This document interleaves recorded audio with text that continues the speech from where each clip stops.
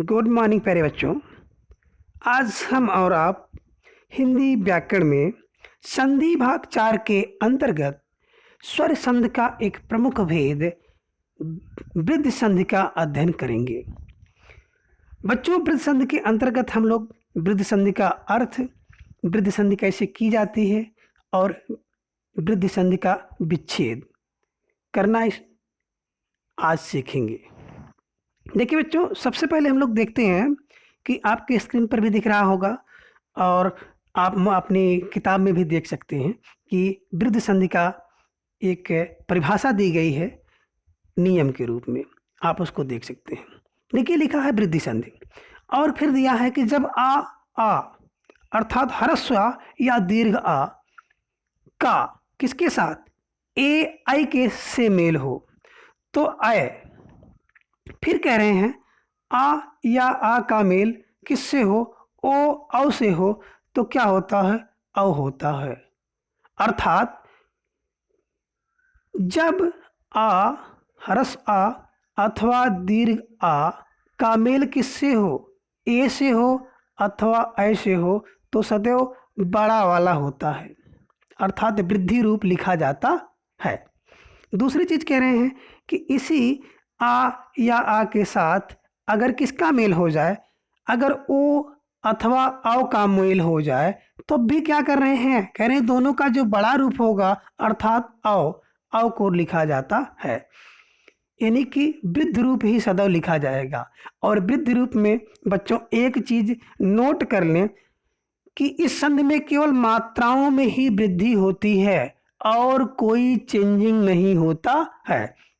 क्या होता है, केवल और केवल मात्राओं में चेंजिंग होती है। अगर आपने केवल मात्राओं में चेंजिंग कर ली मेरे बच्चों तो आपको वृद्धि संधि कभी गलत नहीं होगी। इस चीज को बिल्कुल आप नोट कर लें। क्या होता है कि वृद्धि संधि के अंतर्गत केवल और केवल मात्राओं में वृद्धि होती है। देख लीजिए कैसे।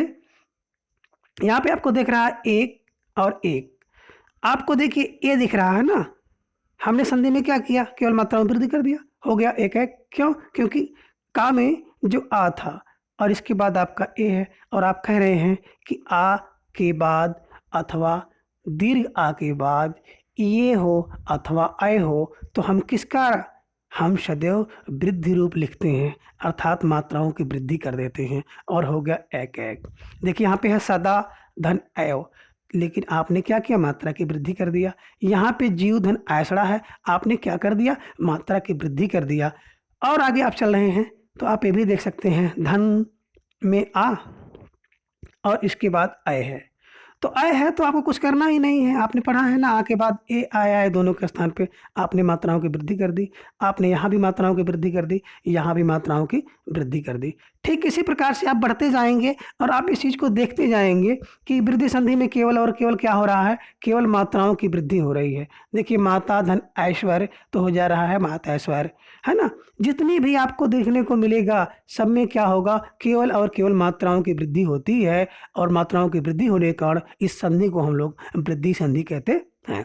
चलिए बच्चों आगे देखते हैं। दूसरा उदाहरण जो हम लोगों को मिलता है, आ अथवा आ के बाद कौन मिलता है, ओ आता है अथवा अव आता है। तो ऐसी कंडीशन में, ऐसी स्थिति में क्या होता है, अभी हम लोगों ने पढ़ा है कि ऐसी कंडीशन आएगी तो आ अथवा आ के बाद ओ अव आए तो हम लोग अव लिखते हैं, अव को माना जाता है, अर्थात वृद्धि रूप माना जाएगा। वृद्धि रूप है ना, जब वृद्धि रूप माना जाएगा अर्थात केवल और केवल मात्राओं में क्या करेंगे, वृद्धि कर देंगे, मात्राओं में वृद्धि कर देंगे तो वृद्धि संधि आपकी हो जाएगी। जैसे आप देख सकते हैं प्रम धन ओज हो गया प्रमोज, जन धन ओग बराबर जनोग, है ना। और आगे देख लीजिए आपको वीर धन औदार वीरोदार, परम धन औदार परमोदार, जितना भी है महाधन औज महाौज हो रहा है तो महाधन औसत हो रहा, महौसत हो रहा है। इस प्रकार से आप देख सकते हैं कि आ अथवा आ के बाद ओ हो अथवा अ हो तो दोनों में से सदैव जो वृद्ध रूप है उसी वृद्ध रूप को ही लिखा जाता है, अर्थात मात्राओं की वृद्धि कर देते हैं तो हमारी क्या बन जाती है, वृद्धि संधि बन जाती है। आपने क्या जाना कि आ या आ के बाद कौन आ रहा है, ए अथवा अय आए तो सदैव अय होता है, यानी कि मात्रा की वृद्धि कर देते हैं। दूसरी चीज, आ अथवा आ के बाद कौन आए, ओ अव आए तो क्या कर देते हैं, मात्रा की वृद्धि कर देते हैं, अर्थात अव को लिखते हैं। ये तो आपकी संधि हुई, आपने वृद्धि संधि को जान लिया। अच्छा, वृद्धि संधि जानने के बाद ये भी तो हो सकता है कि वृद्धि संधि का विच्छेद कैसा किया जाएगा। अगर विच्छेद की बात की जाए तो देखिए, इसमें से एक शब्द हम ले रहे हैं, कोई शब्द ले लीजिए। जैसे आपने ले लिया अथेव, क्या ले लिया, अथेव। अच्छा, अथेव है तो आपको क्या मिल गया, मात्रा की वृद्धि मिल गई। जैसे मात्रा की वृद्धि मिलती है, आप क्या करिए, उस शब्द को बाहर निकाल लीजिए, अर्थात आप अय को बाहर निकालिए। अब आपको क्या मिल रहा है, आपने पहले पढ़ा है कि अय तब होता है जब उसके पहले आ होगा अथवा आ होगा। यानी आ या आ से मिलता है ना, कौन मिलता है, ए मिलेगा अथवा अय मिलेगा, तभी क्या होता है, अय होता है, तभी मात्रा की वृद्धि होती है। अब देखिए, अब ध्यान देने वाली बात ये होती है कि जो भी शब्द आपके पूर्व और बाद में बने, दोनों शब्द अगर सार्थक हो जाते हैं तो आप उसको लिख सकते हैं। अर्थात जो संधि का विच्छेद करने के बाद दोनों शब्द बने, वो दोनों शब्द क्या हों, सार्थक होने चाहिए। जैसे आपने क्या लिया था, अथव लिया था ना। अब देखिए, ये अथा कोई शब्द तो होता नहीं है, क्लियर हो गया कि इसमें ला नहीं रहेगा, अरस्वा नहीं रहेगा, अर्थात यथा रहेगा। और दूसरा एव, एव शब्द होता है, एव नहीं होता है, तो आप क्या कर सकते हैं, यथा धन एव बराबर अथव। दूसरा शब्द आपका है कदेव, क्या है, कदेव। अब कदेव को विच्छेद करेंगे क्या, हम लोग बीच से निकाल लिए किसको, अय को। अब अय के बाद देखेंगे कि क्या होता है, सदैव दोनों में से एक रूप होगा, चाहे ह्रस्व आ हो चाहे दीर्घ आ हो, और उसके बाद तभी तो ए आई बनता है, ठीक है ना। अब चेक कर लीजिए कि इसमें क्या होगा, इसके बाद कौन सा क्या हो सकता है। देखिए, कदा है तो कद कोई शब्द नहीं बनेगा, कद का अर्थ नहीं निकल रहा, बल्कि कदा हो रहा है ना। तो अर्थात इसका कौन सा रूप था, बड़ा वाला रूप था। और यहाँ पे क्या होगा, अब देखिए, एव बन सकता है कि अव बन सकता है, तो ए तो बनेगा नहीं, ए तो बनेगा नहीं, क्या बनेगा, एव बनेगा। तो क्या हो गया, कदा धन एव, और उसका वृद्धि रूप हो गया कदेव।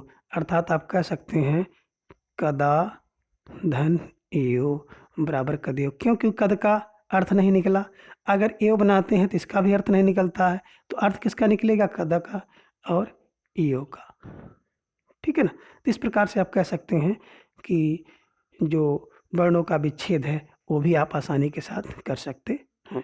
चलिए हम लोग आगे देख लेते हैं एक आधा और। आपको एक शब्द मिलता है परमोज, परमोज। आप कह रहे हैं कि इसका विच्छेद करिए, तो आप क्या करेंगे, सबसे पहले अ को निकाल लेंगे। और अ होता किस कैसे है, कह रहे हैं आ या आ, ह्रस्व या दीर्घ आ के बाद क्या होता, ओ या अ होता है, तो क्या हो जाता है, वृद्धि हो जाती है। अब क्या करेंगे, दोनों शब्द जो हमारे हों वो क्या हो, सार्थक बनने चाहिए। क्या बनने चाहिए, सार्थक होने चाहिए। अब देखिए, हम लोग कहाँ पर थे, ये पर थे, है ना, परमौज पर थे। तो चलिए अब देखिए, आपका एक शब्द बन गया परम, परमा तो बनेगा नहीं, है ना, और औज भी नहीं बनेगा, क्योंकि ये दोनों क्या हैं, सार्थक नहीं बन रहे हैं। तो क्या बन सकता है, परम बन सकता है और ओज बन सकता है। इसी परम ओज में मात्रा की क्या हो गई है, वृद्धि होने से वृद्धि संधि हो जाती है। और जब आप उसका विच्छेद करेंगे तो उसको दोनों सार्थक टुकड़े होने चाहिए, और जो शब्द है दीर्घ, मतलब अय और अव को क्या करेंगे, बीच से निकाल करके जो दोनों शब्द हैं वो सार्थक अगर बन जाते हैं तो आप उसका विच्छेद रूप लिख सकते हैं। तो आज की क्लास में बस इतना, शेष अगली क्लास में।